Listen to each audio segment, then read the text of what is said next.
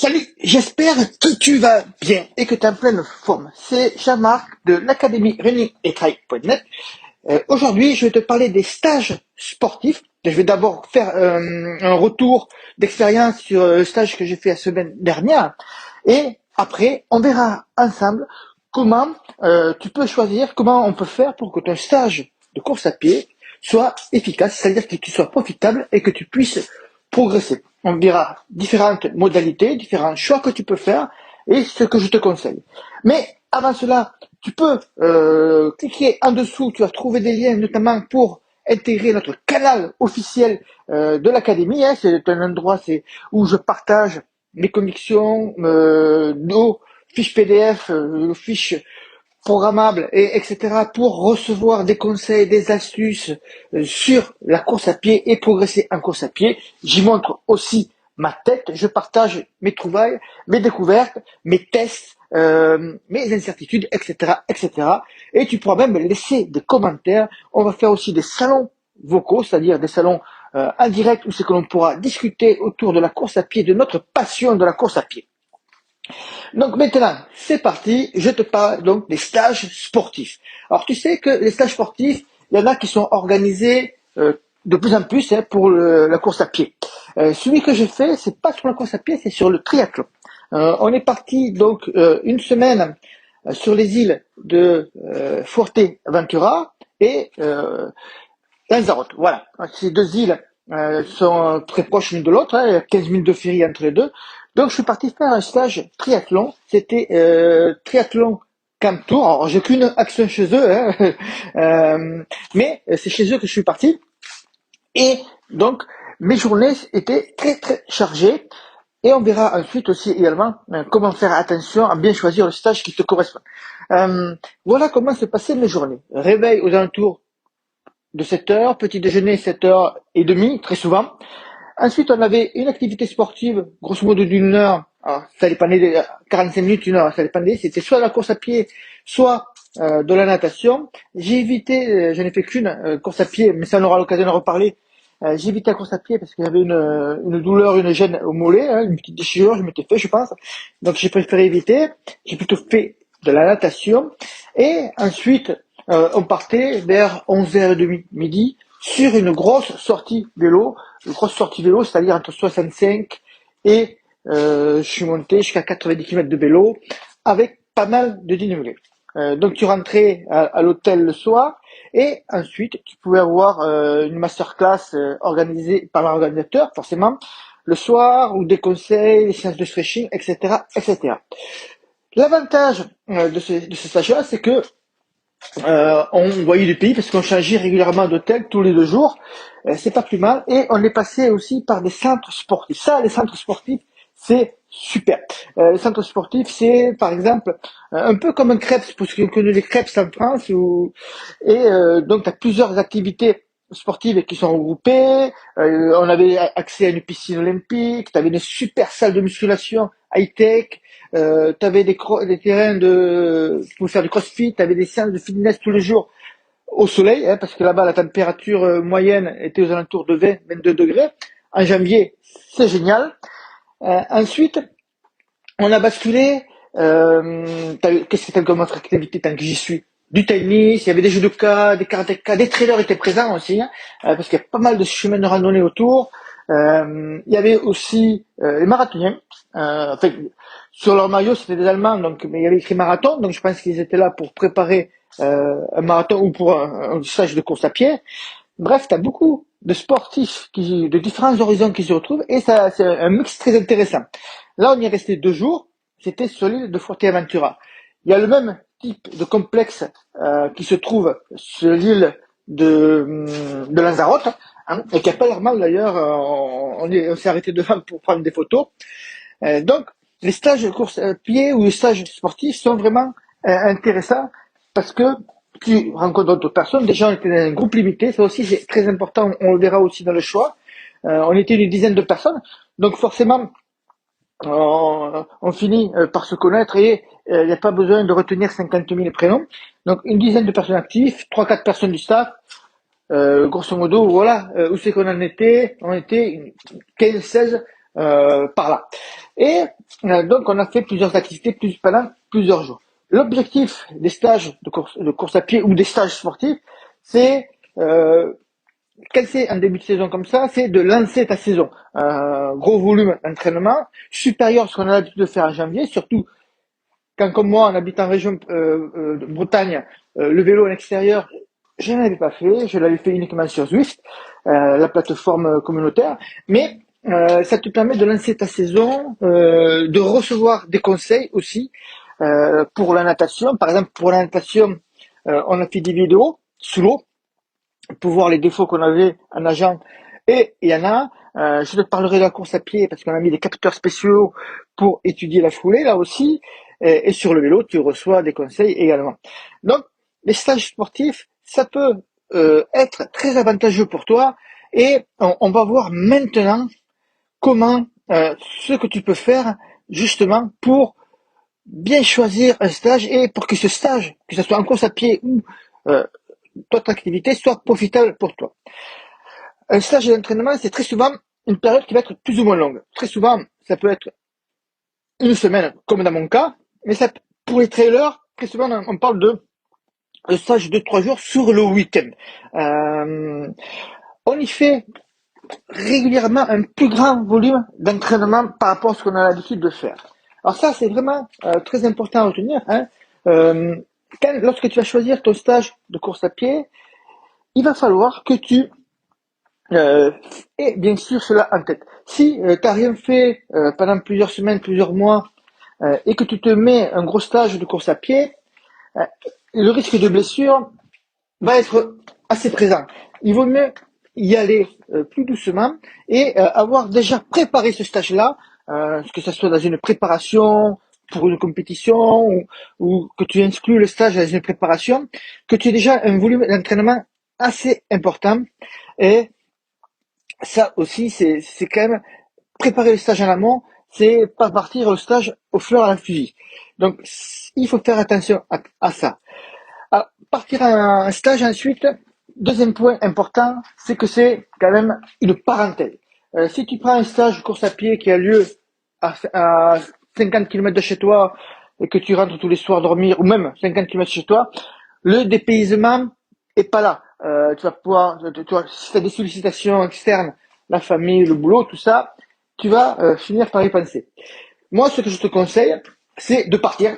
Alors, à l'étranger, vraiment très loin, en France, à l'autre bout de la France, mais en période hivernale, tu vas souvent partir à l'étranger pour avoir des conditions optimales.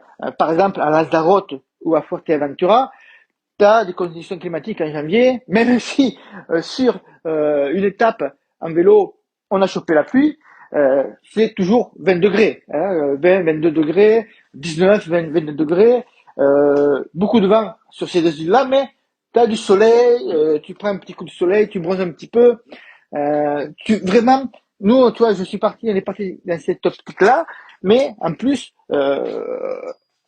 on ne savait plus du tout ce qui se passait en France, parce que moi, je regardais pas les informations de la France. Mais si tu veux pratiquer dans de bonnes conditions, attention au moment de la saison que tu choisis. Parce que ça va être vraiment très important. Si tu fais ton stage sous la pluie en permanence, que tu as froid et tout ça, ça va pas être génial. Donc, en plus, en stage, un autre point positif, et là il faut que tu te renseignes comment ça fonctionne avec l'organisateur, c'est la logistique.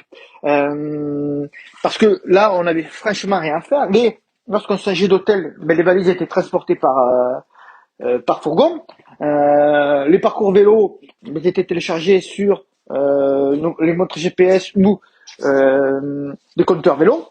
Et donc, tu n'avais plus qu'à suivre le vélo, tu avais le ravitaillement au milieu. Si tu sortais de la route, tu avais toujours un véhicule d'organisation qui était là pour te remettre sur le bon chemin. Ça, et les repas, bien sûr, étaient prévus, étaient tout complet. Bref, tu n'as aucun souci à avoir. C'est vraiment ça qu'il faut que tu aies en tête. Il faut que, en dehors du sport, tu puisses ne penser à rien et avoir surtout beaucoup de repos. Parce que, comme je te l'ai dit, la course à pied, ou que ce soit un stage triathlon, tu vas fatiguer ton organisme. Et il faut que tu aies du repos, que tu puisses faire des siestes, que tu puisses dormir, que tu n'aies rien à penser en fait. Parce que si tu dois préparer tes repas,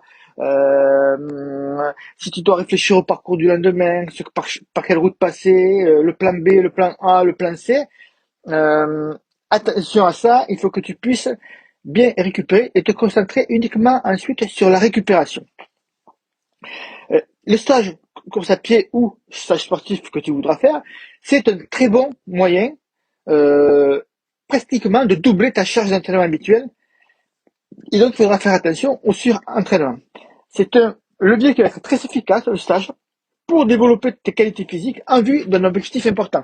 On voit très souvent des trailers, par exemple, qui vont faire un stage sur un week-end, sur 3 jours, qui vont partir à la montagne pour accumuler du dénivelé. C'est surtout, moi, ce que je faisais, ce qu'on essayait de faire, parce que j'habitais à Paris ou en Bretagne, le dénivelé, très difficile d'avoir beaucoup de dénivelé et d'avoir des conditions qui se rapprochent d'un trail en montagne, par exemple. Et donc, tu peux partir 2-3 jours comme ça. Là aussi, bien sûr, bien préparer ton affaire avant et après, au niveau des entraînements que tu vas faire ou que tu vas supprimer parce que tu pars en stage. Quelle est la meilleure période pour partir en stage de course à pied? C'est tout simplement, le plus important, c'est soit tu vas le faire dans une période de développement général, tu sais, c'est un début de saison, on fait un peu de tout, de la VMA, on travaille sa foulée, on fait aussi peut-être attention à sa nutrition, mais on est là où on va faire du volume d'entraînement, un peu plus de kilomètres. Si c'était en préparation pour une compétition, pour une course, ça peut être intéressant, mais si tu le fais par exemple pour préparer un marathon ou un trail, attention à ne pas le placer trop loin. En dehors d'un trail, d'une préparation, tu peux le placer n'importe où. Mais si tu es dans une préparation, il faut pas le placer trop près du jour J. Si tu le places dans le dernier mois, ça ne sert à rien, tu vas accumuler de la fatigue et tu auras du mal à récupérer pour la suite. L'idéal est alors de le placer en début de préparation ou au milieu carrément de ta préparation de 3 mois ou de 6 mois si tu fais un ultra trail par exemple. Donc attention à quel moment tu vas le placer.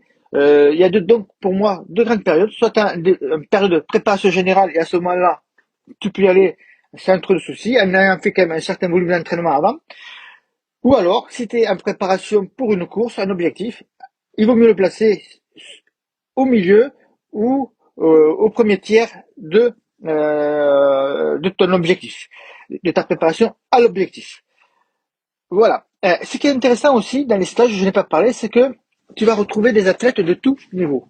Dans notre groupe, évidemment, il y avait plusieurs niveaux, mais également tu vas rencontrer, notamment à Fuerteventura, on a croisé, ou même à Lanzarote, on a croisé plusieurs triathlètes pros, hein, moi je les ai pas reconnus, mais c'est mes collègues d'entraînement qui les ont reconnus, mais qui s'entraînent sur ces jeux-là où justement les conditions climatiques sont meilleures que là où ils habitent. Donc tu vas pouvoir échanger avec eux si tu le souhaites, bien sûr, échanger avec le reste du groupe, échanger avec l'encadrement qui va te conseiller sur le matériel, sur les entraînements. Donc, c'est vraiment, le stage sportif, c'est un bon moyen pour te donner un coup de boost. Alors, je te dis pas ça parce que je te vends un stage. D'ailleurs, sur l'académie runningtrail.net, on ne vend pas de stage d'entraînement. Donc, tu vois, je te dis vraiment ça, totalement détaché de toute offre. Mais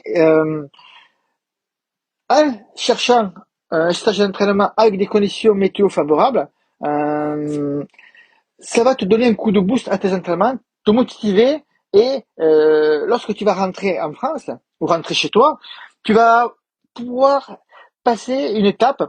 Mentalement, tu vas te dire, j'ai fait des choses que je pensais que je ne ferais pas, que je ne pourrais pas faire, ou que je ne pourrais pas enchaîner plusieurs sorties vélo, par exemple, et ça va te donner vraiment un boost intéressant au niveau mental et au niveau physique aussi, avec la surcompensation, évidemment, si c'est bien fait.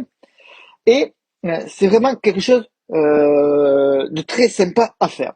Alors, quelle est l'option si tu n'as pas de stage d'entraînement ou que les stages d'entraînement, ça varie à différents prix, et que tu n'as pas ce prix-là tout simplement pour que tu n'as pas les sous ou que ou c'est trop cher pour toi, qu'est-ce que tu peux faire pour te donner un coup de boost?